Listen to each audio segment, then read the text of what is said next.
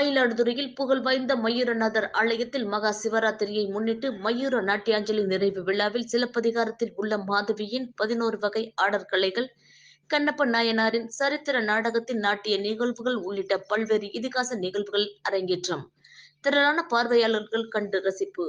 மயிலாடுதுறை மாவட்டம் மயிலாடுதுறையில் சிவனை அபயாம்பிகை அம்மன் மயிலூர் கொண்டு பூஜித்து சாப விமோச்சனம் அடைந்த புகழ்வாய்ந்த மயூரநாதர் ஆலயம் உள்ளது. இவ்வாலயத்தில் சப்தஸ்வரங்கள் அறக்கட்டளை சார்பாக 18ஆம் ஆண்டாக 4 நாட்கள் நடைபெறும் மயூர நாட்டியாஞ்சலி நிகழ்ச்சி கடந்த 7ஆம் தேதி நடைபெற்று வருகிறது.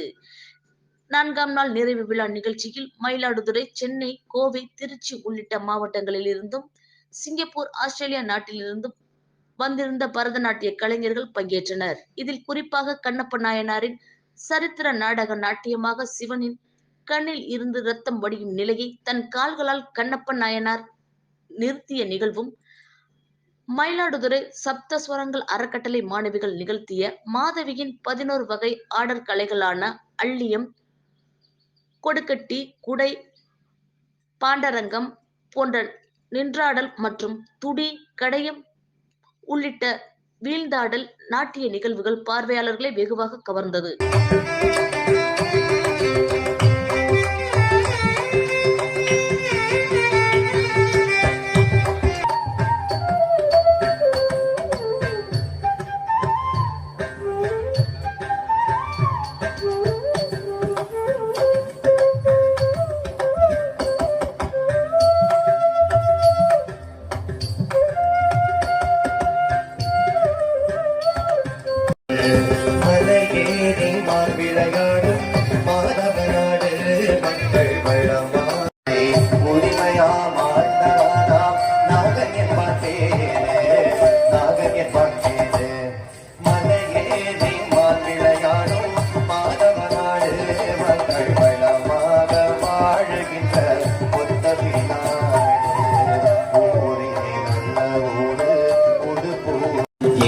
புறமாது கொஞ்சுகின்ற குகணேஷன் மோகனே அருள் தன்னை தர வேண்டும் முருகா.